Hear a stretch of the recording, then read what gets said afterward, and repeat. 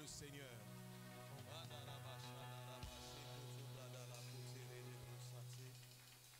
Merci beaucoup à la chorale. Exceptionnellement, ce sera Gloria aujourd'hui.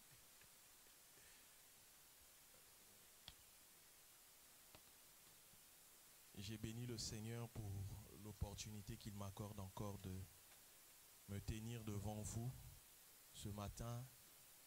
Merci au pasteur Nassis, à maman Sabine, également pour la confiance qu'il m'accorde de pouvoir prêcher l'évangile dans notre assemblée.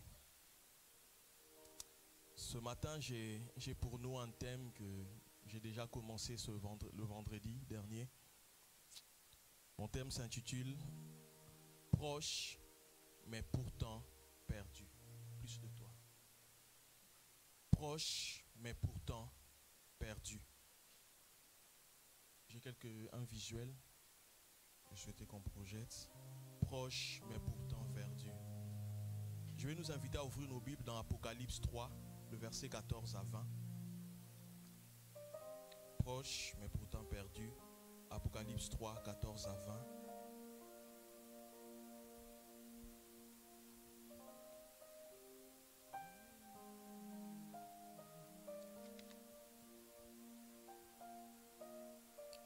Écrit au messager de l'église de Laodicée. Voici ce que dit celui qui s'appelle Amen. Celui qui a rendu fidèlement témoignage à la vérité, qui est auteur et origine de la création de Dieu. Je connais ta vie, tu n'es ni froid ni bouillant, comme je voudrais que tu sois l'un ou l'autre. Mais puisque tu es tiède, c'est-à-dire ni froid ni bouillant, je vais te vomir de ma bouche. Tu prétends, je suis riche, j'ai fait des affaires, j'ai amassé des trésors, je suis arrivé, j'ai tout ce qu'il me faut, mais tu ne te rends pas compte à quel point tu es misérable et pitoyable. S'il y a quelqu'un qui est pauvre, aveugle et nu, c'est bien toi. C'est pourquoi je te donne un conseil. Achète chez moi de l'or purifié au feu pour devenir réellement riche, des vêtements blancs pour te couvrir afin de ne pas laisser apparaître ton indécente nudité, un collier pour oindre tes yeux afin que tu vois clair. Ceux que j'aime, je les reprends et je les éduque sévèrement. Secoue donc ton indifférence, ranime ton zèle et change. Mais me voici debout devant la porte, je frappe. Si quelqu'un est sensible à mon appel, et s'il ouvre la porte, j'entrerai chez lui et nous dînerons en tête à tête, moi près de lui et lui près de moi. Le deuxième texte se trouve dans Jacques, versets 4 à 8. Approchez-vous de Dieu, Jacques 4, 8. Approchez-vous de Dieu, il s'approchera de vous. Pécheurs, nettoyez vos mains et vous qui êtes double de cœur, purifiez vos cœurs. Mais j'aimerais surtout qu'on retienne cette expression. Approchez-vous de Dieu et il s'approchera de vous. Le thème, comme je l'ai dit ce matin, c'est proche, mais pourtant perdu. C'est-à-dire quelqu'un qui est proche, mais qui en réalité est perdu. C'est-à-dire, lorsque je dis proche, mais pourtant perdu, cela veut dire c'est un enfant de Dieu qui se croit intime de Dieu, mais pourtant il ne l'est pas. Ou soit, à la fin de toute chose, il se rend compte qu'il n'a jamais été un intime de Dieu. Voilà pourquoi ce matin, le Saint-Esprit m'a inspiré ce thème, proche, mais pourtant perdu. C'est-à-dire quelqu'un qui est dans l'illusion. Il s'est fait des illusions. Il n'y a plus rien de grave que dans la vie que de croire que je suis ami de quelqu'un, mais qu'en réalité, cette personne-là ne me considère pas comme son ami. Je crois que c'est mon ami intime, mais lui ne me considère que comme une simple connaissance. Proche, mais pourtant perdu. Quel est le but de ce message ce matin? Le but de ce message ce matin est triple. Premièrement, c'est mettre en lumière les caractéristiques de ceux qui sont perdus et nous interroger de savoir si nous en faisons partie. C'est ça le premier but. Mettre en lumière les caractéristiques de ceux qui sont perdus. et nous interroger de savoir si nous en faisons partie, si nous sommes aussi perdus. Deuxième but de ce message, c'est de nous avertir sur les dangers qu'encourent ceux qui se croient proches du Seigneur, mais qui ne suivent pas les voies qu'il a prescrites. Ce message est un avertissement. Oui, tu te crois intime de Dieu, tu te crois proche de Dieu, ou même tu te crois enfant de Dieu.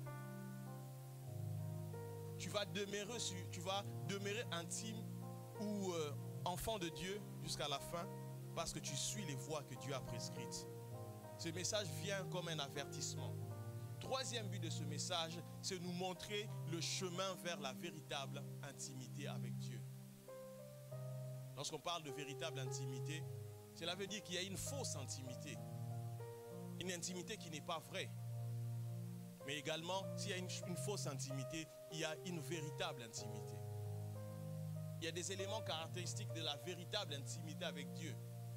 Il ne suffit pas de dire « je suis intime à Dieu ». Il y a des caractéristiques, il y a des prescriptions. Et poser ces trois jalons par rapport au but de ce message nous amène à d'abord nous interroger qu'est-ce qu'est l'intimité avec Dieu.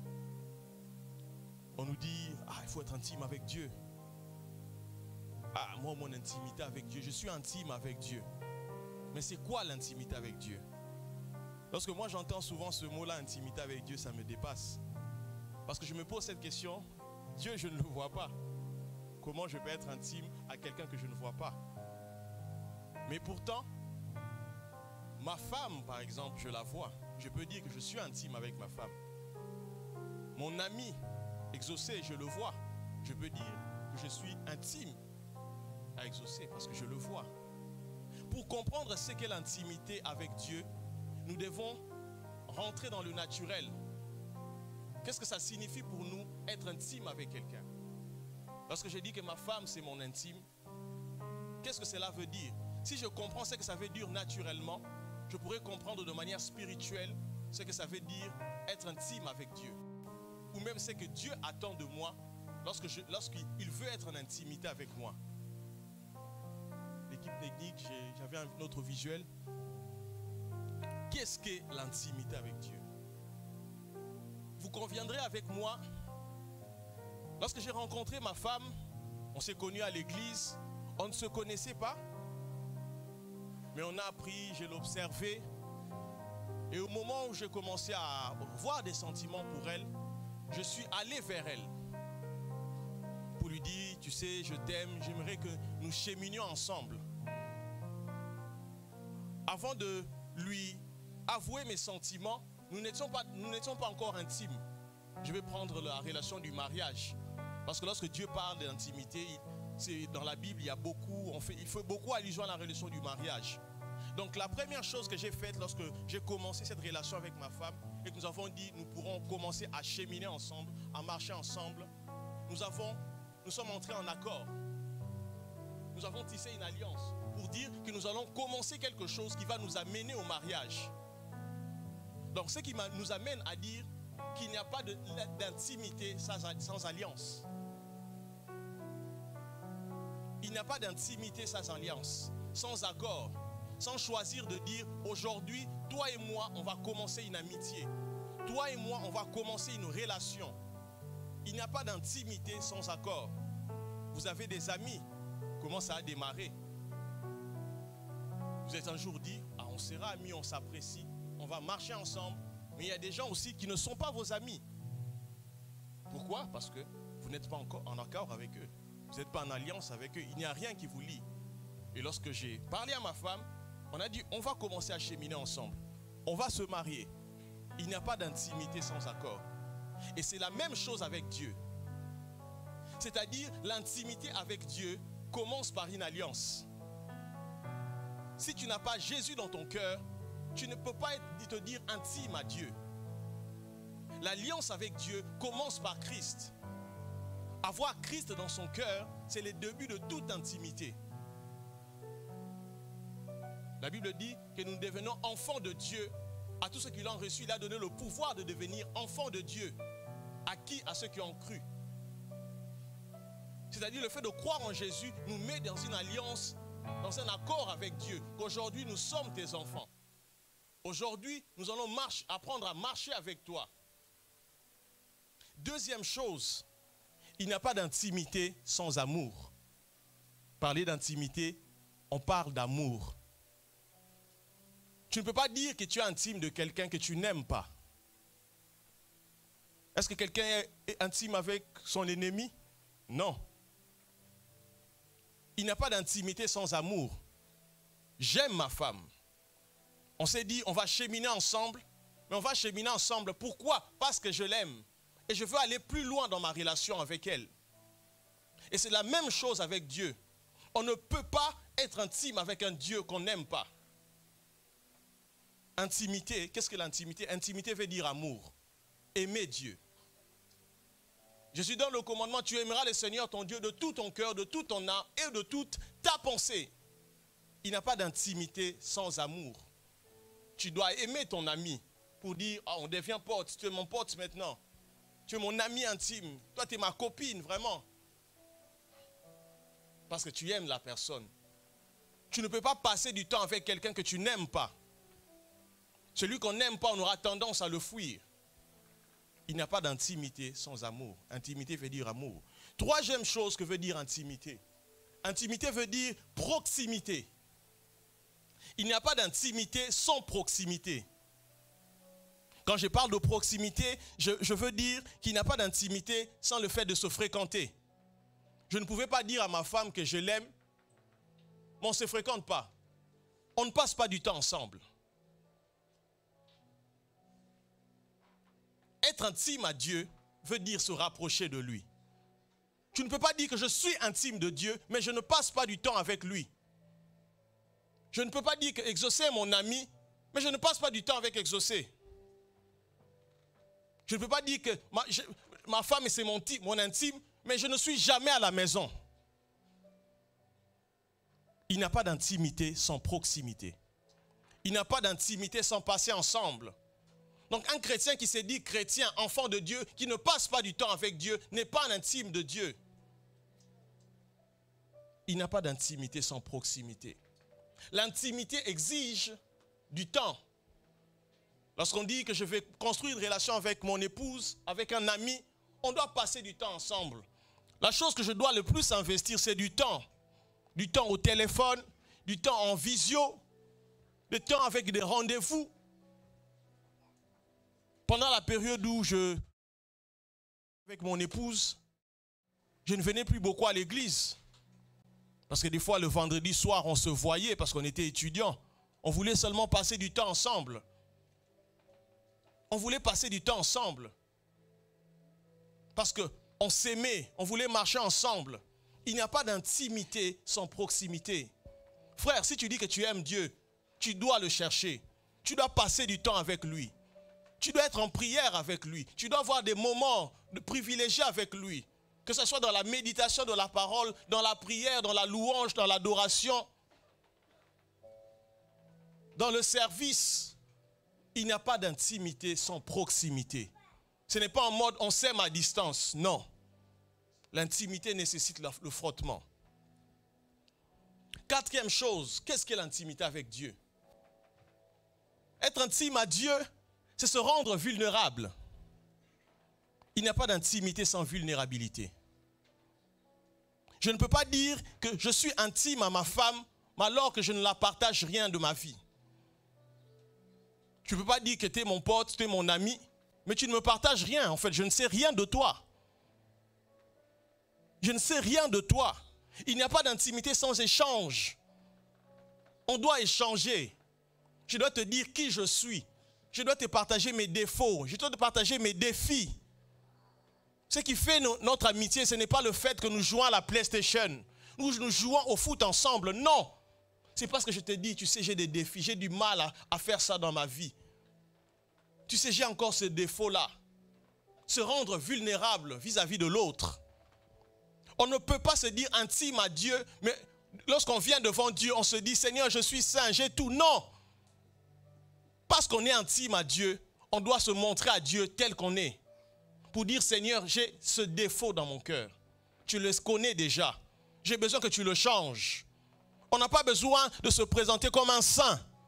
Pour dire, Seigneur, je te loue, je te glorifie parce que je suis parfait. Je n'ai pas de défauts. Non. L'intimité, c'est de la vulnérabilité. C'est se présenter à l'autre tel qu'on est. Parce que dans le mariage, ou même pour ceux qui sont fiancés, si pendant les fiançailles, tu caches à la personne ta vraie personnalité, ton vrai caractère, la vérité est que lorsque vous allez vous marier, elle saura qui tu es. Il saura qui tu es en réalité. Voilà pourquoi on doit apprendre à se dévoiler. On doit apprendre à se présenter à Dieu tel qu'on est. Seigneur, j'ai la jalousie dans mon cœur. Lorsque j'ai vu ma sœur avoir ça, j'étais jaloux. J'étais jalouse. Mais je t'en supplie, change ça. Enlève ça. Seigneur, en ce moment, ces derniers jours, je n'ai pas envie de prier. Quand je lis la Bible, ça m'ennuie. La Bible dit que Dieu pardonne les fautes de celui qui dévoile ses péchés. L'intimité, c'est la vulnérabilité. Se présenter à l'autre comme on est. Est-ce que tu te présentes à Dieu tel que tu es? Oui, nous ne pouvons peut-être pas savoir qui tu es en réalité. Mais est-ce qu'à Dieu tu dis tes défauts? Est-ce qu'à Dieu tu dis tes défis? Est-ce qu'à Dieu tu partages tes challenges? Tu dis, Seigneur, j'aime l'argent. Quand je suis en manque, j'arrive pas. Mais je sais que si l'amour de l'argent va m'amener en enfer, coupe ça dans ma vie, délivre-moi de ça. C'est ça l'intimité, la vulnérabilité. Se présenter tel qu'on est. Mais également intimité, cinquièmement, intimité veut dire fidélité et loyauté. On arrive au mariage, je me suis marié à ma femme. Si je dis que je suis son intime, si je dis que je l'aime, je dois lui être fidèle. Je dois lui être loyal. Si je dis qu'il est mon ami, elle est mon amie, je dois lui être fidèle. Est-ce que tu es fidèle dans tes amitiés? Est-ce que tu es loyal dans tes amitiés? Est-ce que dans ton mariage, tu es fidèle? Es-tu fidèle? L'intimité exige la fidélité. Fidélité et loyauté. Et c'est la même chose avec Dieu. Dieu a dit, tu n'auras pas d'autre Dieu devant ma face. Je suis un Dieu jaloux. Pour dire que si tu choisis de me mettre dans ta vie, sache que je ne veux pas te partager avec quelqu'un ou avec quelque chose. L'intimité avec Dieu, c'est lui être fidèle. Qu'est-ce que l'intimité? C'est être fidèle et loyal. Mais des fois, nous partageons Dieu avec l'argent. Nous partageons Dieu avec Netflix. Nous partageons Dieu avec, des fois, notre travail, notre mari, notre époux, avec notre situation sociale.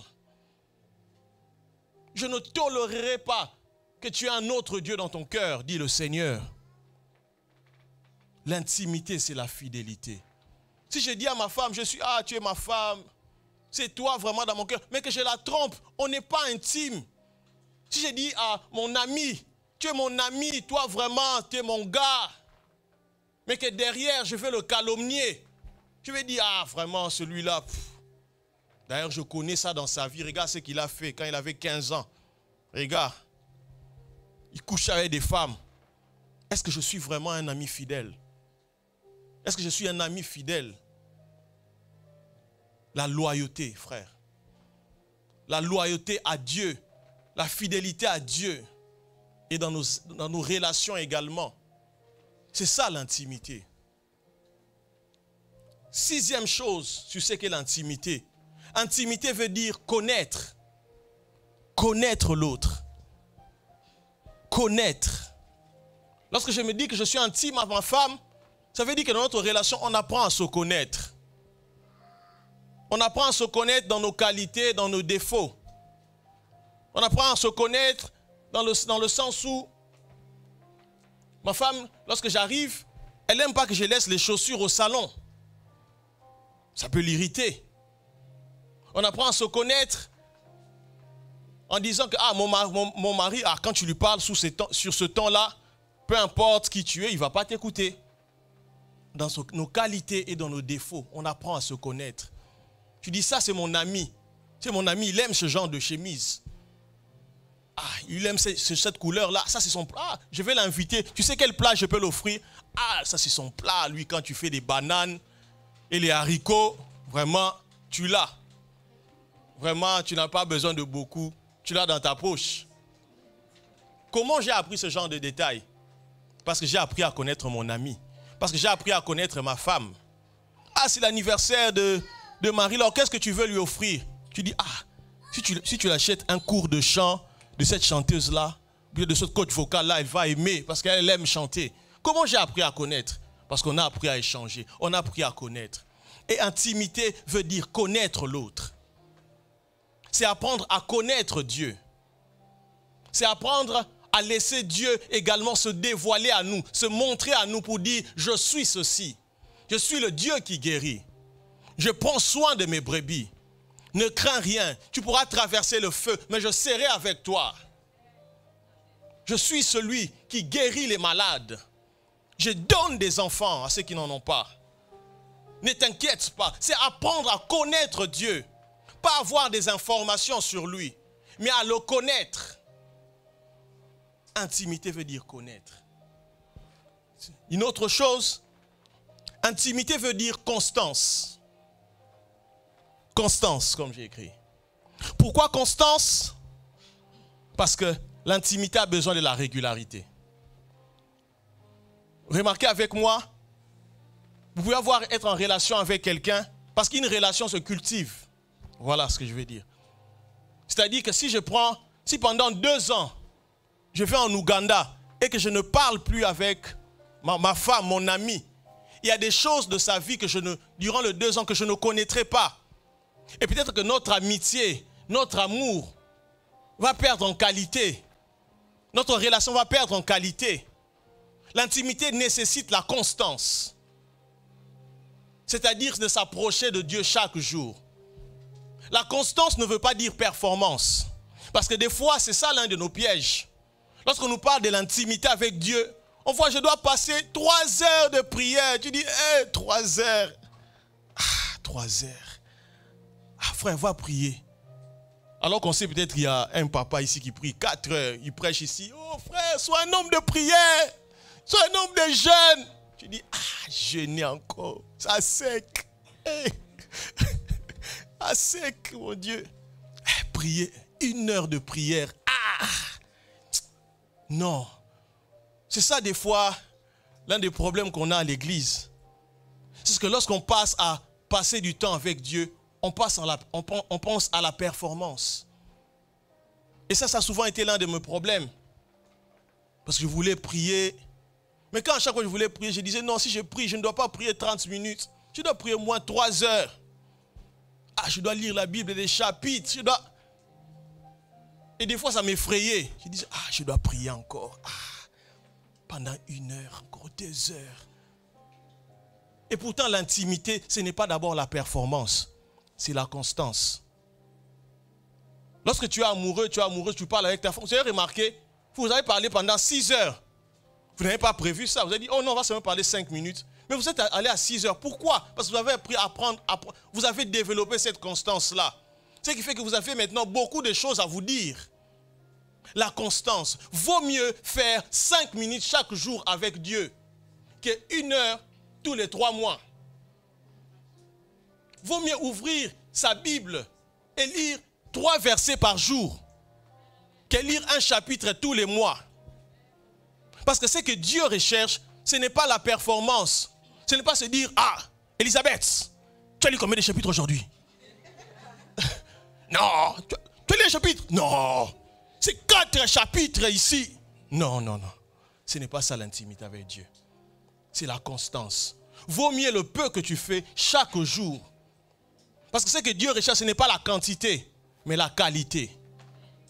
Voilà pourquoi j'aimerais encourager quelqu'un, nous encourager ce matin. C'est-à-dire, recherchons la qualité avec Dieu. Vaut mieux 10 minutes par jour et 5 versets faits fidèlement que de venir seulement prier à l'église ici. Là, on voit, hey, frère Norbert, rabassé dans la yassé. Quand tu vas à la maison, là-bas, Netflix, toute la semaine, il ne prie même pas. Non. On s'est dit, le frère, c'est un intime. Oh, homme de feu. Alors qu'à la maison, tous les 3 mois. Vous savez, il y a quelque chose avec le piano. Ça va peut-être faire 4 ans ou 5 ans que j'apprends le piano. Mais j'ai toujours été un élève très indiscipliné. Le jour où je vais vouloir me mettre pour apprendre le piano, je vais jouer pendant 3 heures. Je suis là au piano. Mais après, pour rejouer encore, ça sera 1 mois après. Et ma femme me dit, mais comment tu vas progresser? Ce qui fait qu'aujourd'hui, je ne maîtrise que 3 gammes. Et ma femme me disait, non, fais 15 minutes chaque jour. Fais 10 minutes chaque jour. Pourquoi? Parce que nous devons rechercher la qualité et la constance. Si tu as du mal à prier, commence par 5 minutes par jour. Commence par 2 versets, mais fais-le chaque jour. Et puis tu vas te retrouver un jour, j'avais prévu 5 minutes, mais oh Seigneur, je t'ai loué. Oh, 15 minutes aujourd'hui. J'ai progressé. Oh, papa, 1 heure. Après 6 mois, 1 heure. Tu dis, je fais 1 heure. Mais tu avais commencé par 5 minutes. Intimité veut dire constance. Et c'est ce que Dieu recherche. La constance. Intimité, une dernière chose, veut dire sacrifice. Il n'y a pas d'intimité sans sacrifice. Si j'aime ma femme, je dois dépenser. L'intimité, c'est le sacrifice. Dans une relation, même en amitié, des fois on doit sortir. Je dois sortir mon argent de poche. Mais intimité également, toujours dans le même ordre que le sacrifice, veut dire également faire des compromis. Faire des compromis. Par exemple, ma femme, elle n'aime pas les films d'action. Elle aime les films biographiques, les films d'amour. J'ai dit non, moi je veux les films où on tue les gens comme ça. Il y a les monstres et tout ça. Elle dit non. Moi je n'aime pas ça. Donc on a commencé à suivre. Je commence à suivre aussi ce genre de films-là. Et de temps en temps, elle aussi, elle suit les genres de films que moi j'aime. Pourquoi j'ai fait des compromis. Et c'est la même chose avec Dieu. Nous devons sacrifier. Tu ne peux pas dire que tu aimes Dieu, mais tu n'obéis pas à Dieu. Tu ne peux pas dire je suis intime de Dieu, j'aime le Seigneur, je cherche le Seigneur, mais il n'y a pas d'obéissance. Intimité veut dire obéissance, sacrifice. Comme dans une relation. Je sais que ma femme n'aime pas ça. Ok, il y a des choses que je dois arrêter. J'aimais bien rentrer à la maison à 22 heures. Mais elle me dit non chérie, maintenant là tu es marié. Le culte fini, tu rentres à la maison. Ne cherche pas ta vie d'avant. Il dit maintenant non. J'ai dit si la femme il faut m'empêcher de chercher Dieu ou quoi. Mais c'est des compromis. Je suis maintenant marié. Je ne veux pas être comme mon frère Exaucé, c'est lui qui ferme l'église. Je ne peux plus fermer l'église. Avant, c'est moi qui fermais l'église et Exaucé m'a remplacé. C'est des compromis. C'est comme ça. Des fois, avec ma femme, on rigole, on s'est dit, maintenant tu veux revenir à ta vie d'avant. Mais maintenant, même qu'on a un bébé, ça change, la vie change encore. Et c'est ça l'intimité, le sacrifice. Dire Dieu exige ça dans ma vie. C'est ça, je dois changer ça. Je dois obéir parce que j'aime Dieu. Parce que ce n'est pas seulement une relation où je fais des choses pour Dieu, mais Dieu également me donne en contrepartie. Il prend soin de toi, il te bénit, il ouvre des portes. C'est ça l'intimité. Là, on a vu ce qu'était l'intimité. En début de prédication, on a lu un texte dans Apocalypse 3, 14 à 20. Parce que mon thème, c'est proche, mais pourtant perdu. Dans Apocalypse 3, 14 à 20, on va revenir sur ce texte. On nous présente une église, l'église de Laodicée. On nous décrit cette église-là comme une église qui se dit riche, qui se dit ayant acquis des grandes richesses. C'est une église qui est remplie, qui a plein de membres dans son église. C'est une église qui, entre guillemets, qui se dit intime de Dieu. C'est une église, aujourd'hui, ça serait une méga church, comme je disais le vendredi. C'est une église où la sono, elle est top, où il y a des belles lumières, il y a l'estrade est magnifique, la chorale somptueuse, les voix. Ce sont même des maîtres des chœurs, il y a qui dirigent. C'est une grande église. Mais dans ce texte-là d'Apocalypse 3, le Seigneur Jésus-Christ vient faire des remarques à cette église. Nous, aujourd'hui, si nous voyons cette église-là, on va dire, on veut tous être là-bas. Il y a des places pour les enfants, il y a des places pour les ados, les pré-ados. Il y a tout, donc c'est vraiment waouh. Il y a la présence de Dieu, les miracles, tout ça. On va dire, waouh, ça c'est l'église, ça c'est le réveil. Dieu est là-bas. Et l'église de Laodicée est un peu comme ce genre d'église. Mais le Seigneur vient faire une remarque à cette église. Il dit, Laodicée, tu n'es ni chaud, ni froid. Il dit, Laodicée, tu prétends que tu es riche. Tu prétends que tu as réussi. Tu n'as plus besoin de rien. Le Seigneur Jésus vient dire à cette église, Laodicée, tu dis que tu es mon intime. Tu dis que tu m'aimes. Mais Laodicée, je viens te dire que tu es perdu. Proche, mais pourtant perdu. On peut sembler être proche du Seigneur Jésus. On peut se croire être sauvé. Mais il peut se faire qu'on soit en réalité perdu. Et c'était le cas de l'église de Laodicée. C'est une église qui se disait, ah, nous on gagne les âmes, on évangélise. Il n'y a aucun don qui nous manque. Mais Laodicée était aveugle sur sa réalité spirituelle. Laodicée a confondu la véritable spiritualité par le matériel, la richesse. Le fait d'être une église remplie ne veut pas dire qu'on est une église spirituelle, qu'on est une église approuvée du Seigneur. Le fait d'être une méga church ne veut pas dire qu'on est une église qui est intime de Dieu, une église qui est proche du Seigneur. Laodicée se disait toutes ces choses. Mais la vérité est que Laodicée était loin de Dieu. Loin de Dieu au point où Jésus vient dire au verset 20, « Voici, je me tiens debout devant la porte. » Si Jésus se tient devant la porte, ça veut dire qu'à un moment, il était à l'intérieur, mais à un moment, on l'a mis dehors. Vous imaginez un peu ça? Jésus, le chef de l'église, la tête de l'église, mais qui se retrouve en dehors de l'église. C'est grave. Celui qui doit diriger l'église, celui qui doit conduire l'église, se trouve en dehors. On l'a mis dehors. Jésus peut être, on peut se dire que Jésus est dans notre cœur. Mais il peut arriver que nous croyons que Jésus est le maître de notre cœur, mais en réalité, Jésus est dehors de nos vies, en dehors de nos vies. Et il n'y a pas plus grave que ça, que de croire qu'on est sauvé, mais qu'en réalité, on est perdu. Mais comment Laodicée en est arrivé là? La Bible nous dit, tu n'es plus froid, tu n'es ni froid ni bouillant. J'aurais aimé même que tu sois froid. Mais tu n'es ni froid ni bouillant, tu es partagé entre les deux. Cela veut dire que Laodicée était entre la spiritualité, mais aussi entre le monde. Laodicée, Dieu a tellement béni cette église-là que Laodicée est devenue orgueilleuse. Mais ce que moi j'ai vu de plus grave dans ce texte, c'est que Laodicée ne s'est même pas rendu compte que le Seigneur Jésus n'était plus là. On peut faire un culte où les gens tombent, mais ce n'est pas Jésus qui a fait tomber ces gens-là. Des fois, c'est l'ange. Moïse a dit à Dieu, n'envoie pas un ange marcher avec nous, mais toi-même marche avec nous. Toi-même marche avec nous. Parce que des fois, Dieu va se dire, je suis fatigué de vous. Allez, comme j'avais déjà promis que je vous ferai entrer à la terre promise, moi-même je n'irai pas avec vous. J'envoie un ange. C'est déjà le signe que tu es perdu. Un père qui dit à son enfant, je ne m'occuperai plus de toi. C'est ton grand frère maintenant. Je ne veux plus rien de savoir de toi.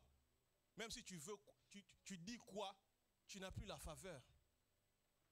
Parce que c'est le père qui bénit.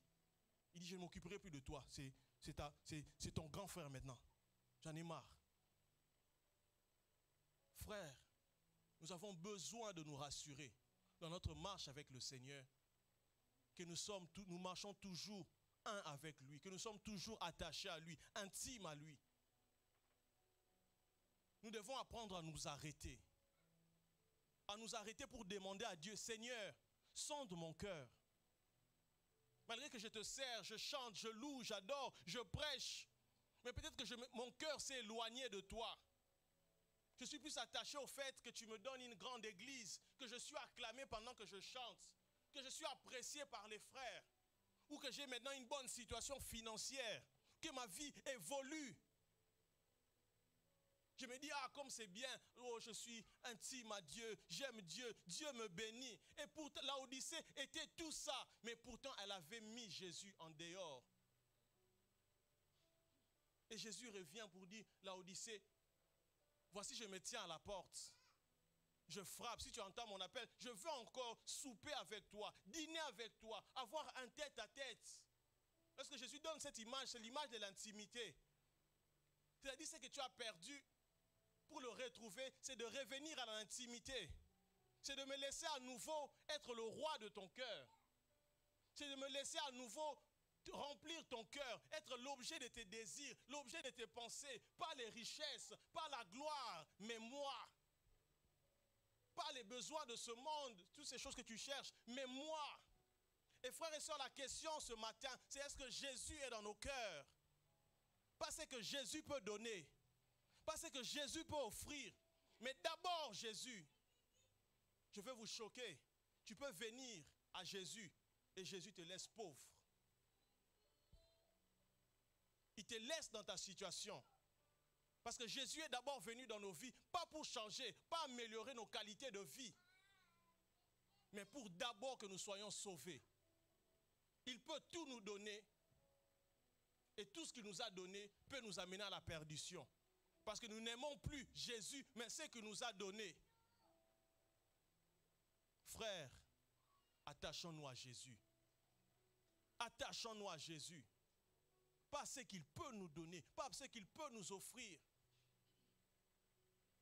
Ce qu'il peut nous offrir ne doit être que la conséquence. Ne doit être que des miettes.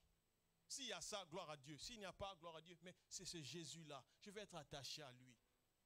Et Laodicée avait perdu cela. Il y a un texte dans la Bible qui me fait beaucoup peur. Qui me fait beaucoup peur. Matthieu 7, 21 à 23. Ceux qui me disent Seigneur, Seigneur, n'entreront pas tous dans le royaume des cieux, mais seulement celui qui fait la volonté de mon Père qui est dans les cieux. Plusieurs me diront ce jour-là, Seigneur, Seigneur, n'avons-nous pas prophétisé par ton nom? N'avons-nous pas chassé des démons par ton nom? N'avons-nous pas fait beaucoup de miracles par ton nom? Alors je leur dirai ouvertement, je ne vous ai jamais connu. Retirez-vous de moi, vous qui commettez l'iniquité. Oh frère, imaginons un peu ça. Après tout ce qu'on a fait ici sur la terre, on est venu à l'église, on a loué, on a adoré, on a évangélisé, on a joué aux instruments, on a chanté. Mais qu'un jour on arrive à la porte du ciel, Jésus nous dise, retire-toi de moi, je ne t'ai jamais connu. C'est la plus grande tragédie de la vie. La plus grande tragédie de la vie, ce n'est pas la mort. Et je vous dirais même que ce n'est pas de mourir sans Christ. Mais la plus grande tragédie de la vie, c'est d'avoir cru en Christ et d'être rejeté à la fin. C'est d'avoir cru être proche, mais pourtant on était perdu. J'imagine un peu cette scène-là. On allait faire ça, on allait en faire un sketch, mais on n'a pas eu le temps. Et ces gens qui viennent dans la joie pour dire, oh, je vais entrer au ciel aujourd'hui, c'est le jour du jugement, Dieu va me donner mes récompenses. J'ai gagné 1 million de personnes, j'ai chanté, les morts ont ressuscité. Et ils viennent, ils disent, Seigneur, j'ai prophétisé, où est ma récompense? Regarde, on me disait prophète. Maintenant, on dit, il y a des noms maintenant pour des prophètes, des SIA, des majors prophètes. Tous ces noms-là qu'on donne aujourd'hui à des prophètes. tous ces noms-là. Seigneur, j'ai fait beaucoup de miracles. J'étais un homme de miracles, homme de feu. Mais il vient devant le Seigneur en disant, Seigneur, où est la récompense? Il dit, retire-toi de moi. Je ne t'ai jamais connu. Et j'imagine ces personnes-là en larmes. Il dit, oh Seigneur, quoi Seigneur? Mais je t'avais servi Seigneur. J'ai fait depuis ma jeunesse. Regarde Seigneur, je venais à l'église Seigneur. J'ai chanté, j'ai donné l'offrande. Jésus va dire, oui, tu donnais tout ça. Mais il y avait l'iniquité dans ton cœur. Il y avait le péché dans ton cœur. Je te disais toujours, arrête de convoiter d'autres femmes. Je te disais toujours, ne sois pas attaché au monde comme tu l'es, attaché à l'argent. Je te disais toujours, abandonne la pornographie, abandonne la masturbation. Je te disais toujours, arrête d'être jaloux, arrête de calomnier tes frères. Je te le disais. Mais Seigneur, j'ai évangélisé, Seigneur. J'ai prophétisé, je venais à l'église. J'étais le diacre. Seigneur, c'était moi le grand prophète. Seigneur, tu voyais comment je passais aux réseaux sociaux. Tout le monde m'invitait. Retire-toi de moi. Je ne t'ai jamais connu. Oh frère, quelle tragédie. Quelle tragédie. Je ne t'ai jamais connu. Je ne t'ai jamais connu. Ça, c'est la phrase qu'on ne devrait jamais entendre. Ça doit nous faire peur. Ça doit nous ramener dans le vrai chemin. Et pourquoi ces personnes-là ont été rejetées? Jésus dit, ce ne sont pas ceux qui me disent Seigneur, Seigneur, qui entreront dans le royaume, mais seulement ceux qui font la volonté de mon Père. Ce qui veut dire que la véritable intimité commence par le fait de faire la volonté de Dieu. La véritable intimité, ce n'est pas le service, ce n'est pas les heures de prière, ce n'est pas les adorations, les louanges, mais c'est d'abord faire la volonté du Père. La véritable intimité commence là. Je suis intime de Dieu parce que je fais sa volonté. Je suis intime de Dieu parce que je recherche sa volonté. Nous avons mis ça à l'inverse. Fais d'abord des choses pour Dieu. Tu peux de temps en temps faire sa volonté. Ah, c'est pas grave si tu ne fais pas. Tu sers déjà. Tu viens à l'église chaque dimanche. Même si tu as beaucoup de péchés, ça diminue un peu ton quota. Non! Faire la volonté. Et c'est là où des fois nous échouons, frère. Faire la volonté de Dieu. Toute intimité véritable commence par cela. Faire sa volonté. Oh frère. Ce texte nous enseigne trois choses. Premièrement, nous pouvons nous croire intimes de Jésus-Christ, mais pourtant être rejetés à la fin. Parce que nous ne faisons pas sa volonté. Parce que nous ne recherchons pas sa volonté. Parce que nous n'avons pas aimé sa volonté. Ce texte nous enseigne une deuxième chose. Nous pouvons avoir été intimes de Dieu à un moment de notre vie et dévier vers autre chose. Le plus important, ce n'est pas de commencer, de bien commencer, mais le plus important, c'est de bien finir. Paul dit, voici pourquoi je combats le bon combat. Pour gagner le prix. Je tiens à assujettir mon corps pour qu'une fois après avoir prêché, que je ne sois pas moi-même rejeté. Être rejeté. Oui, jeune, tu as bien commencé avec le Seigneur. Tu viens à l'église, je vois beaucoup de jeunes qui viennent, ni baptisés, on est là. C'est une bonne chose. Mais il ne faut pas seulement commencer. Il faut aller avec Jésus jusqu'à la fin. Il faut aller avec Jésus jusqu'à la fin. Troisième chose que ce texte nous enseigne, c'est que nous pouvons nous croire intimes à Jésus, mais pourtant ne pas être connus de lui. Je crois que je suis intime de Jésus. Je crois que Jésus m'aime. Mais pourtant, parce que je ne fais pas sa volonté, je ne suis pas connu de lui. Je me fourvoie. Frères, les baromètres de notre intimité avec Christ seront toujours, premièrement, notre obéissance à ses commandements.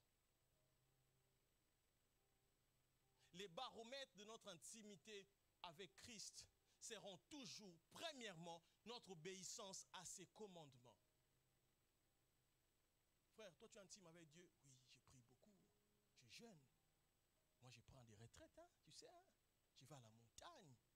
Ah oui, hein.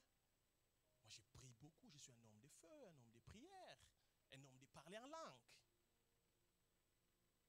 D'abord, l'obéissance au commandement. Ce n'est pas moi qui le dis, c'est la parole de Dieu. C'est ça le baromètre. Moi je suis une grande chante de l'Éternel. Oui. Je suis une chantre internationale. Hein? Ce n'est pas ça. Le deuxième baromètre de notre intimité avec Christ, c'est le caractère. Amen. On ne peut pas dire, je ne peux pas dire que je suis intime à Jésus alors que je ne lui ressemble pas. Je ne lui ressemble pas. Je ne peux pas dire que je suis quelqu'un qui passe beaucoup de temps avec Jésus, avec lui, mais Jésus n'a jamais affecté mon caractère.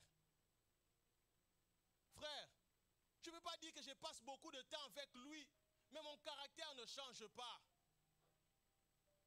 Parce que je l'ai dit, l'intimité veut dire sacrifice, veut dire faire des concessions. Quel est ce Dieu-là avec qui nous passons beaucoup de temps, mais il n'affecte pas notre caractère? On est là, on prie beaucoup, on fait beaucoup de choses, mais on a des mauvais caractères. C'est quel Jésus ça? Jésus dit, le diable vient, mais il n'a rien. Non, moi.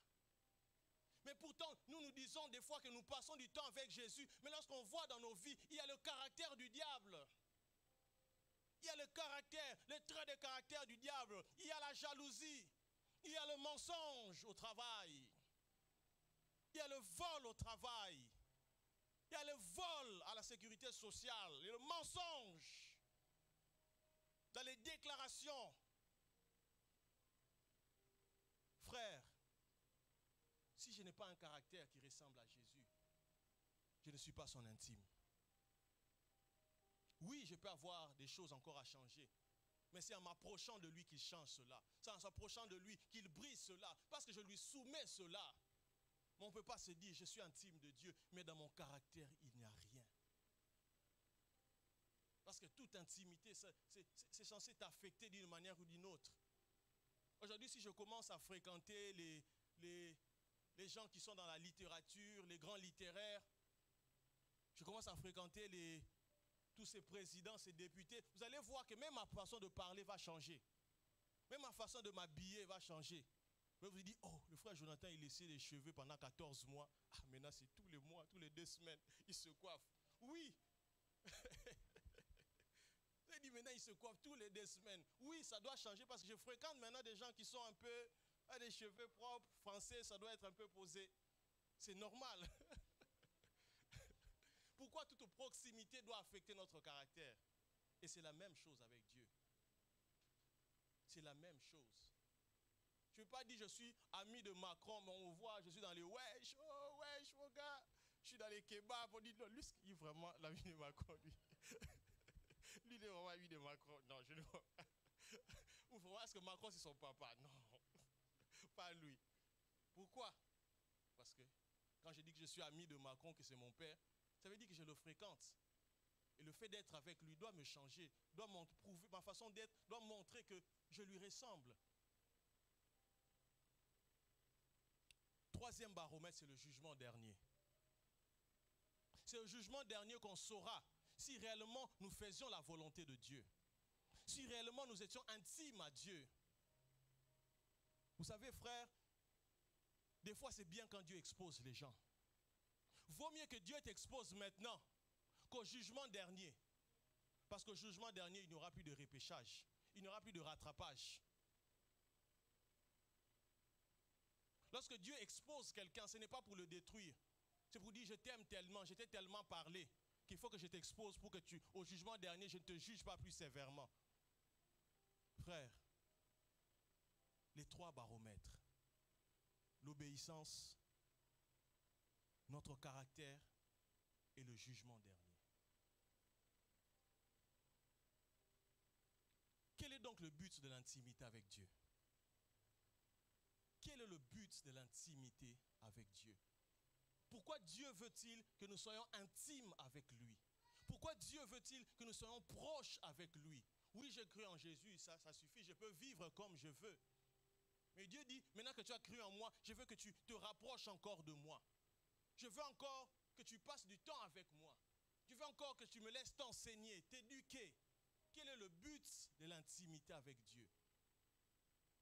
Pourquoi faut-il être intime avec Dieu? Premier but, la stabilité. Est-ce que tu peux dire avec moi stabilité? Amen. Le premier but de l'intimité avec Dieu, c'est la stabilité. Pourquoi la stabilité? Matthieu 24, 7, 24 dit ceci. C'est pourquoi quiconque entend ces paroles que je dis et les met en pratique sera semblable à un homme prudent qui bâtit sa maison sur le roc.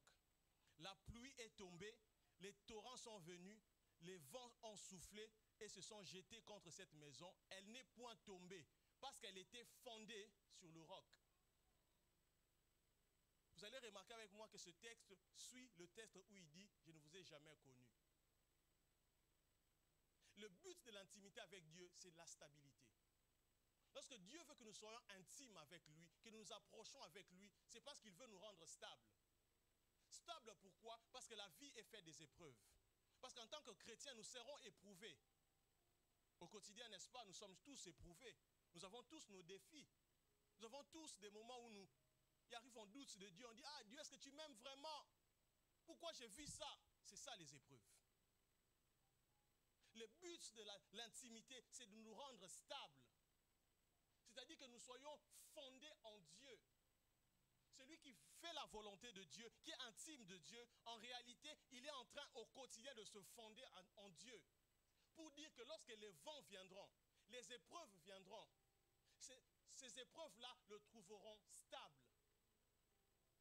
Parce que dans notre marche avec Dieu, toute intimité a trois facettes.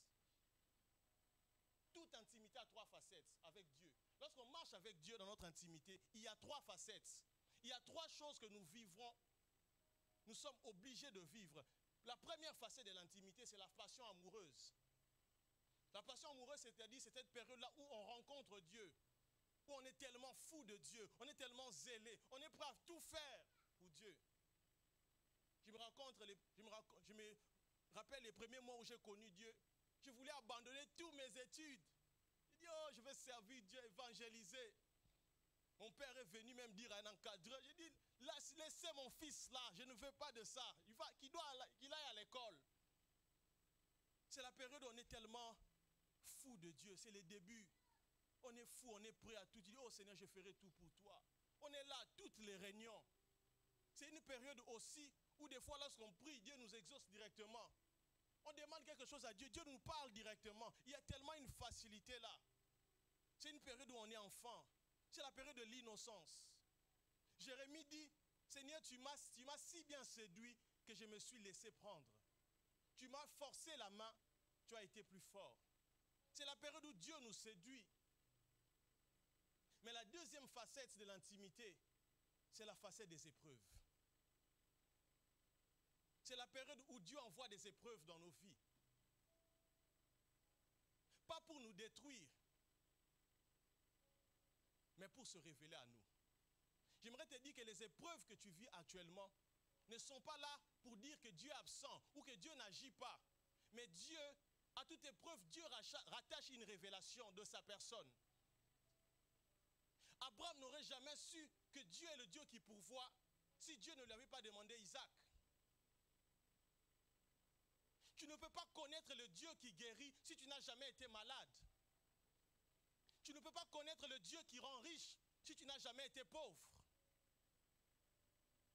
Tu ne peux pas connaître le Dieu qui donne des enfants si tu n'as jamais été stérile.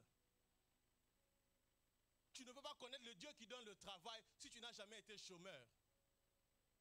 Parce qu'à toute épreuve est rattachée une révélation de la personne de Dieu. Dieu veut te révéler, il dit, je permets cette épreuve dans ta vie parce que je vais te révéler une facette de ma personne. Parce que je veux que tu me connaisses mieux. Et après chaque épreuve, on devient stable, plus stable. Pourquoi? Parce que même si tu fais un temps de pauvreté, qu'à un moment, Dieu t'a rendu riche, si tu reviens encore ça, tu dis, je sais déjà. qui le refera encore. Voilà pourquoi Job dit ceci. Il dit, je ne savais que de toi ce qu'on m'avait dit. Job 42, 5. Je ne savais de toi que ce qu'on m'avait dit, mais maintenant c'est de mes yeux que je t'ai vu. Job a connu des épreuves. Il a perdu ses enfants, il a perdu sa femme, il a perdu ses richesses. Mais c'est dans les derniers chapitres, après avoir dit à Dieu, Dieu, pourquoi ses amis nous parlaient? Il a dit au Job 42, 5, il dit, je savais ce qu'on m'avait dit. Des fois, on n'a que des informations sur Dieu. Il dit, oh, Dieu guérit, mais moi, il ne me guérit pas. Oh, Dieu fait ceci. Oh. Lorsque Dieu permet les épreuves, c'est parce qu'il veut nous révéler une facette de sa personne. Il y a l'intimité dans les épreuves. Lorsque Dieu permet une épreuve dans ta vie, il veut être encore plus intime avec toi pour te révéler. Tu dis, tu sais, face à ce problème, je suis celui qui peut le résoudre. Et tu pourras témoigner, dire au Dieu, je sais qu'il peut le faire. Qu'il va le faire. Parce que j'ai déjà vécu la situation et il a agi. Et c'est ainsi qu'on devient stable dans notre foi. Les buts de l'intimité, c'est la stabilité. C'est pour que quand les vents, les épreuves viendront, qu'on puisse demeurer ferme dans notre foi. La stabilité. La stabilité. Le deuxième but des épreuves, c'est la maturité. C'est vrai, j'ai parlé de la stabilité, j'ai parlé des facettes de l'intimité. Mais l'autre but de l'intimité, c'est de nous rendre matures. C'est-à-dire qu'à un moment de nos vies, nous devenons des enfants matures. Dans notre relation avec Dieu, nous devenons des personnes matures.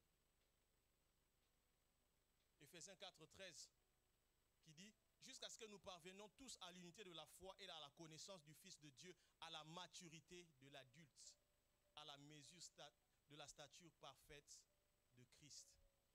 Et j'aime beaucoup cette version anglaise qui dit, our goal is to become like a full-grown man, to look just like Christ, pour ressembler juste à Jésus. Le but de l'intimité, c'est de nous rendre matures et de ressembler à Jésus. À chaque fois que nous allons nous approcher de Dieu, lorsque Dieu taille notre caractère, Dieu te dit, tu dois abandonner ça dans ta vie, tu dois changer ce caractère, tu dois enlever ça, parce que ma parole dit ça. Le but, ce n'est pas pour nous faire juste du mal, mais c'est pour que nous puissions devenir semblables à Christ. Lorsque Dieu te révèle toutes les mauvaises choses qui sont en toi, le but n'est pas de te faire mal, de te rabaisser, non. C'est pour qu'en t'approchant de lui en intimité, tu puisses ressembler à Jésus. Comme je l'ai dit, si je ne ressemble pas à Jésus et que je dis je suis son intime, c'est faux. Le but de l'intimité, c'est de nous rendre semblables à Jésus. Mais la question à nous poser, c'est est-ce que nous voulons être semblables à Jésus? Est-ce que nous voulons lui ressembler dans son caractère? Parce que c'est pour ça qu'on vient à l'église. C'est pour ça que Pasteur Narcisse se pourmonne ici à nous enseigner, à prêcher la parole, pour nous rendre semblables à Christ. Le but de l'intimité, c'est la ressemblance et la maturité à Christ. Dernier but de l'intimité, c'est de connaître Dieu.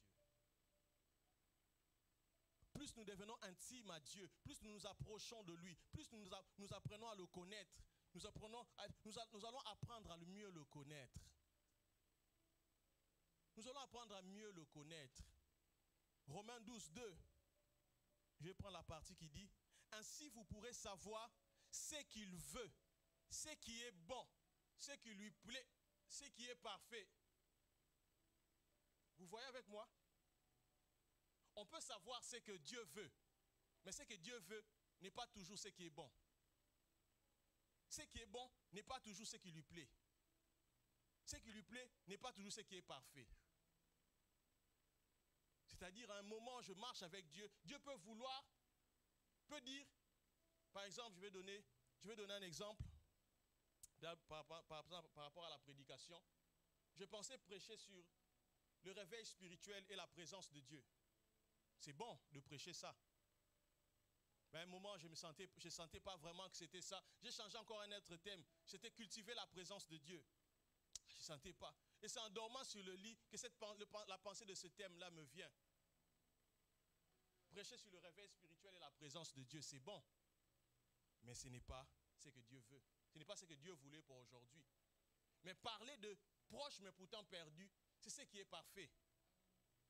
Et c'est la même chose dans nos vies. Pour que nous puissions apprendre à connaître Dieu. Tu peux être là, tu es célibataire. Tu rencontres un frère qui craint vraiment Dieu, qui sert Dieu. Tu dis, ah Seigneur, vraiment il me plaît, il est venu me parler. Mais peut-être être avec lui, ça peut être une bonne chose. Mais ça ne plaît pas à Dieu. Tu dis, mais Seigneur, il a toutes les qualités, c'est un frère que tout le monde apprécie, même chez lui à la maison. Il peut être un bon parti, mais ça ne plaît pas à Dieu pour toi. Ce n'est pas parfait. Quelqu'un d'autre, un jeune, ou je vais parler un jeune garçon, tu peux avoir 20 ans aujourd'hui, tu rencontres une jeune fille, tu es amoureuse d'elle, tu dis, ah, je dois l'épouser. Se marier, c'est bon. Mais pour la période de ta vie, Dieu dit, ce n'est pas parfait pour toi. Tu dois attendre encore 3 ans. Vous voyez? Et c'est dans l'intimité, justement, en apprenant à connaître Dieu, que Dieu va nous apprendre à discerner ce qui lui plaît, ce qui est bon, ce qu'il veut et ce qui est parfait. Parce que ce qu'il veut n'est pas toujours ce qui est parfait. N'est pas toujours ce qui est parfait. Frère, apprendre à connaître Dieu. Apprendre à connaître Dieu. Oh Saint-Esprit. Voulons-nous connaître Dieu? Voulons-nous être intimes de Dieu? Voulons-nous être intimes de Dieu? Cela nécessite une chose, apprendre à faire sa volonté. Apprendre à faire sa volonté. Dieu veut être encore plus proche, plus intime de chacun d'entre nous. Mais la véritable intimité commence par le fait de faire sa volonté. Faire sa volonté. Dans Luc 10, on nous présente Marthe et Marie. Lorsque Jésus arrive dans leur maison, on nous dit que Marthe voulait faire à manger pour Jésus. On nous dit qu'elle était agitée. Et pourtant, on nous a dit que Marie était au pied de Jésus et elle écoutait la parole. Et Marthe avait dit, Seigneur, est-ce que ça ne te dérange pas que Marie ne vienne pas m'aider? Jésus a dit 2 choses à Marthe. Marthe, tu t'agites et tu t'inquiètes pour beaucoup de choses. Une seule chose est nécessaire. Marie a choisi la bonne part qui ne lui sera pas enlevée. Des fois, nous sommes tellement agités. Nous sommes tellement inquiets. Agités dans l'église, par exemple, dans le fait de ce que nous devons faire pour Dieu. Ce que nous devons accomplir pour lui. Inquiets dans la vie par rapport à notre avenir, nos finances, notre lendemain, notre travail, nos enfants. Mais Jésus dit une seule chose est nécessaire, c'est-à-dire l'écouter. Parce que c'est en l'écoutant dans l'intimité qu'on reçoit les directives. C'est en l'écoutant dans l'intimité qu'on apprend à mieux le connaître. C'est en l'écoutant dans l'intimité qu'il apprend à nous guérir de nos blessures. C'est là qu'il vient nettoyer nos défauts, nos faiblesses. J'aimerais dire à quelqu'un, tu peux être plus intime à Jésus que tu ne l'es aujourd'hui. Ce n'est pas l'apanage des pasteurs, des prophètes, mais de tous. Mais de tous. Le temps me manquerait de parler des sortes de personnes qui sont perdues. Mais je dois m'en tenir au temps que le pasteur m'a donné. On va prier, après on va suivre quelque chose qu'on a prévu. On va dire simplement au Seigneur de manière simple. Seigneur, aide-moi à faire ta volonté.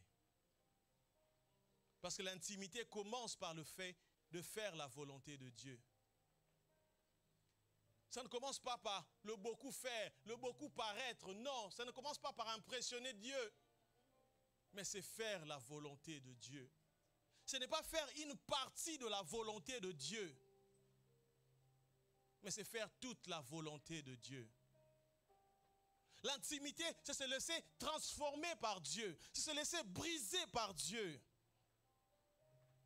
Oh, Rabashanta, Rabakonti, Barakanta, Babashinta. Koria Bakampa Lazie. Kubra Supaladinte, Shebrezo, Bos, Alakanta, Yababa, Shantaya. Kibroso Palahandia Buzute. Kombraso Palahanda la Bashaya. Seigneur, aide-nous à faire ta volonté. Parce qu'il revient bientôt. Parce qu'il revient bientôt. Parce qu'il revient bientôt. Je dois faire la volonté, toute la volonté de Dieu, parce qu'il revient bientôt. Je dois faire la volonté de Dieu pour ne pas être rejeté. Pour ne pas être rejeté à la fin. Qui dit, Jonathan, je ne t'ai jamais connu. Retire-toi de moi. Pour qu'ils ne disent pas, Magali, je ne t'ai jamais connu. Retire-toi de moi. Je dois faire sa volonté. Je dois lui dire, Seigneur, tu sais, dans ce domaine-là, je n'y arrive pas. Tu sais, dans ce domaine-là, j'ai encore des luttes. Tu sais, Seigneur, j'ai encore du mal à pardonner alors que tu me le demandes. Tu sais, Seigneur, j'ai du mal à me réjouir pour les autres. Change cela, brise cela. Parce que si tu revenais aujourd'hui, je serais rejeté. Oh frère, Jésus pourrait revenir cet après-midi. Ce n'est pas parce que nous sommes là qu'il va dire, vous étiez à l'église, je vous prends, non. C'est parce que nous avons fait sa volonté. Pendant qu'il est temps, dis à Dieu, ce avec quoi tu luttes. Pendant qu'il est temps, reviens à Jésus. Pendant qu'il est temps, attache-toi à Jésus. Parce qu'il revient bientôt. Pendant qu'il est temps, recherche la véritable intimité qui découle de l'obéissance à la parole de Dieu. Pendant qu'il est temps, répands-toi. Tu pourrais mourir demain. Tu pourrais mourir ce soir. Tu pourrais mourir demain. Tu pourrais mourir ce soir. Ne dis pas, je fais le bien. Je suis une bonne personne. L'obéissance seule compte. Parce qu'il revient bientôt. Oh Seigneur, aide-nous à faire ta volonté.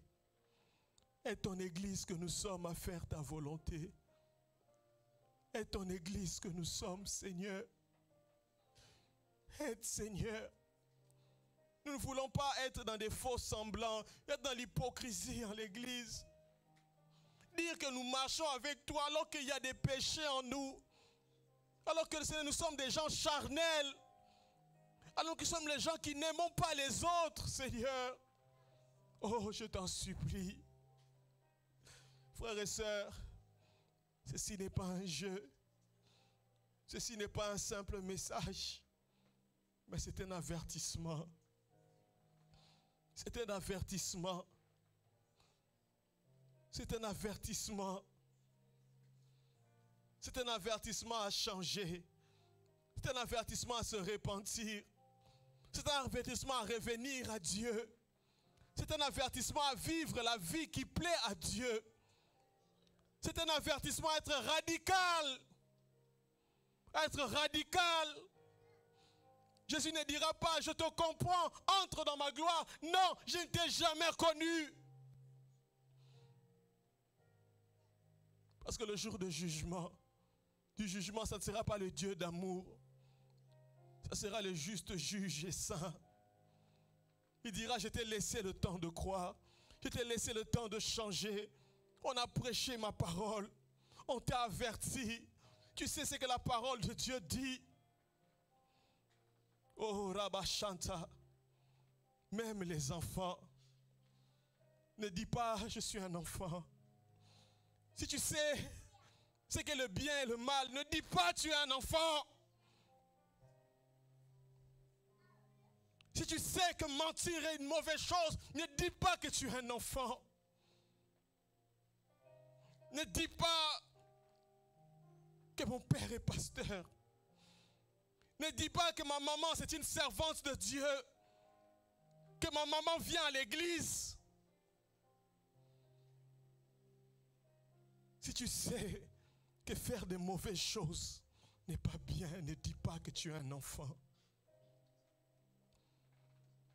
Ne dis pas que tu es jeune, que j'ai le temps encore. J'ai le temps encore.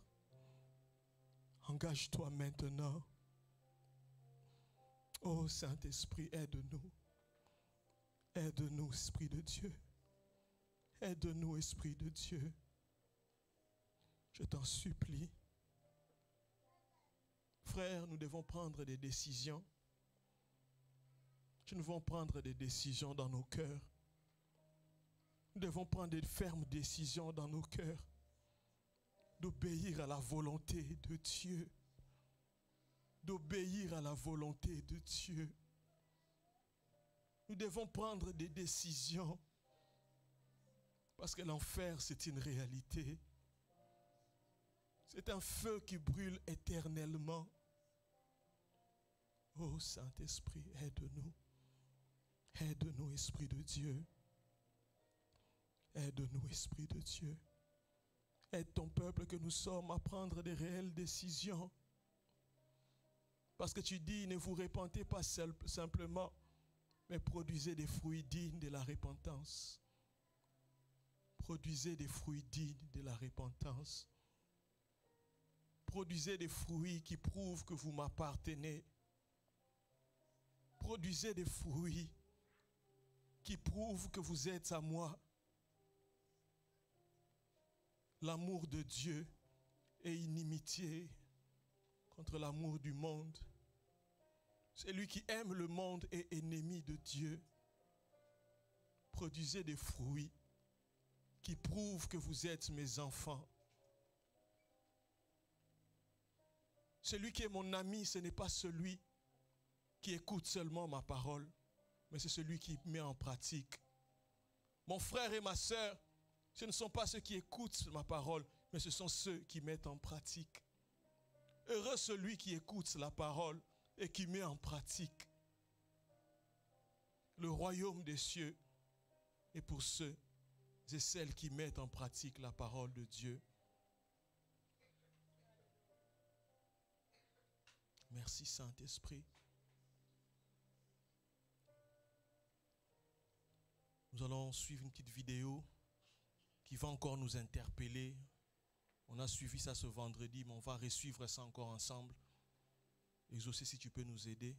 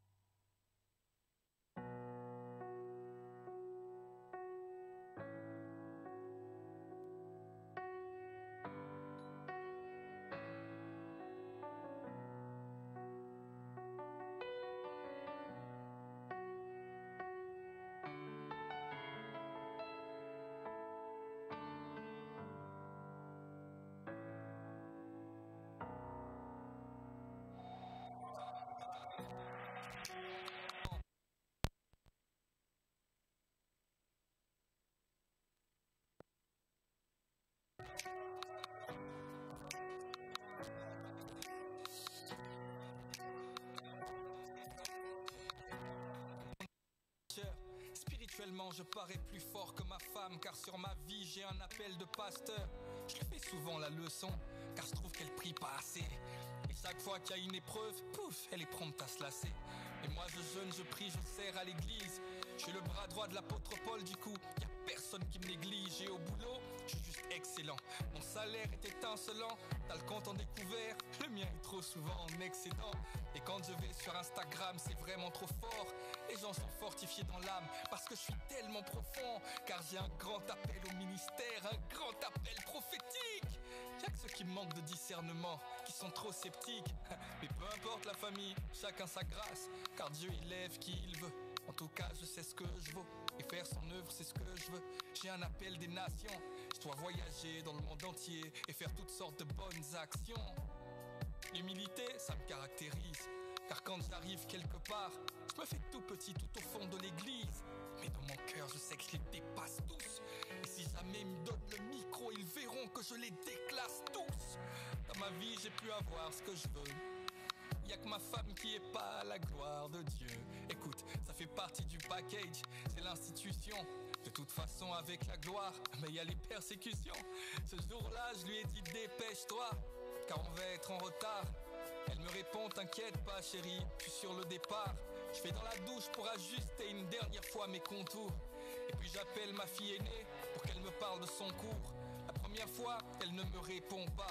La deuxième fois, je lève la voix et j'aboie, car après tout, je suis le roi. La troisième fois, elle ne me répond toujours pas.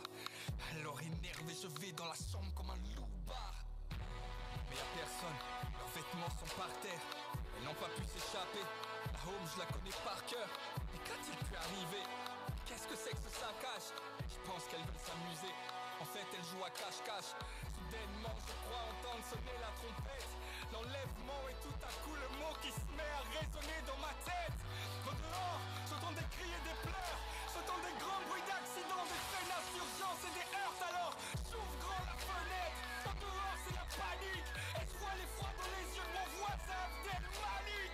Je vois des vêtements par terre. L'atmosphère est alarmante. Et je vois ces poussettes vides dans les mains de cette nouvelle maman. Je me dis que c'est sûrement un rêve. Il faut que je me réveille. Mais je suis comme prisonnier car en fait, ce n'est pas un rêve, c'est bien du réel. Je suis confondu mais conscient en même temps. Qu'à cet instant, je viens peut-être de manquer l'enlèvement. Et puis c'est vrai, je comprends pas pourquoi ma femme a été...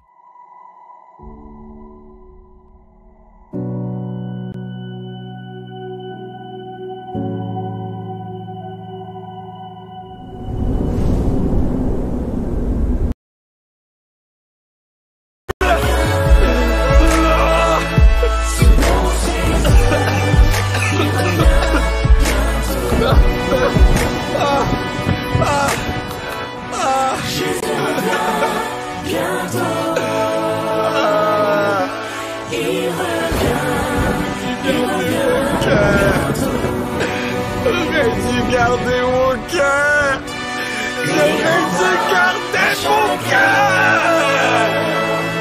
Selon ses heures, il revient bientôt.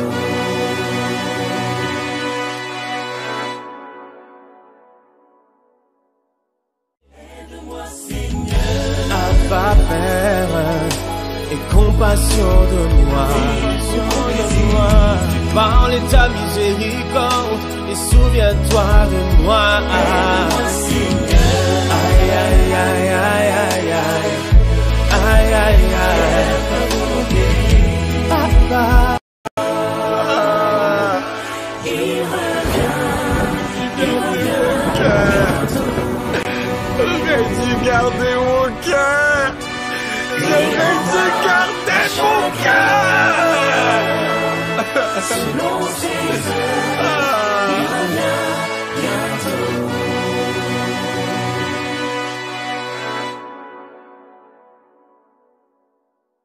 Aide-moi Seigneur, Abba Père, et compassion de moi. Parle ta miséricorde et souviens-toi de moi. Aïe aïe aïe aïe aïe aïe. Aïe aïe aïe, Papa, mon Père, mon Dieu, mon roi. avoir un cœur éloigné de Dieu et l'aimer sur nos lèvres. Prêcher la bonne nouvelle en étant la cause de la mauvaise. Chercher à plaire à Dieu et s'y prendre de la mauvaise manière en mettant d'abord le faux. Au retour de Jésus-Christ, on croit que c'est quelque chose qui est peut-être une blague, en se disant le monde est ce qu'il est, les gens meurent, les gens passent, ça fait déjà plus de 2000 ans, mais nous risquons d'être surpris et de voir, mais cette histoire de Jésus, c'était vraiment vrai. Mais surtout de se rendre compte que c'est trop tard. Et comme ce texte qu'on a lu, je viens devant Jésus, il me dit, je ne t'ai jamais connu. Retire-toi de moi. Retire-toi de moi. Le temps n'est plus à la blague, n'est plus à s'amuser, n'est plus à vivre notre foi en Jésus-Christ avec légèreté, avec complaisance. Le temps est à l'attachement véritable à Jésus-Christ. L'attachement véritable à Jésus-Christ. À Jésus-Christ. Frères, nous devons vivre pour Jésus. Les enfants qui sont là, vous devez vivre pour Jésus. Jésus ne dira pas, ah, tu étais un enfant, tu n'avais que 12 ans. D'accord, ça passe. Tu n'étais pas comme les grands. Non. Il dira, tu connaissais déjà le bien et le mal. Tu voyais tes parents venir à l'église. Pourquoi tu n'as pas suivi ce Dieu-là? Tu n'as pas suivi ce Jésus-là. Parents, la responsabilité du salut de vos enfants est entre vos mains. Jeune, engage-toi réellement avec le Seigneur. Ne dis pas que je peux, j'ai encore le temps. Souviens-toi de ton Sauveur. Je vais inviter la chorale. On va encore simplement prier. Je vais demander aux personnes qui savent au fond d'elles que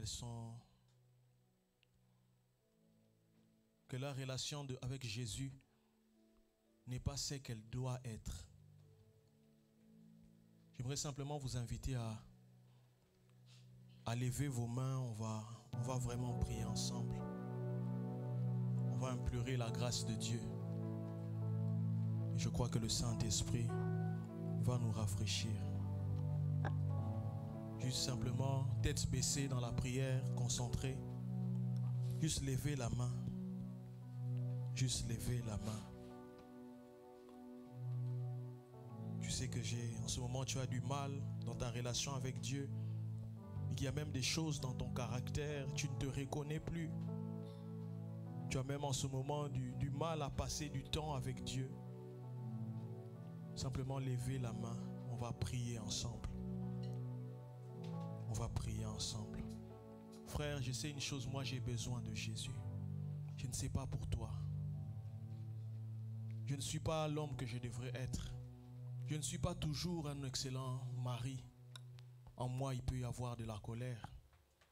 Il peut y avoir de la jalousie. Et je sais que ces choses peuvent m'amener en enfer. Alors simplement, on va lever la main. On va demander la grâce et la miséricorde de Dieu.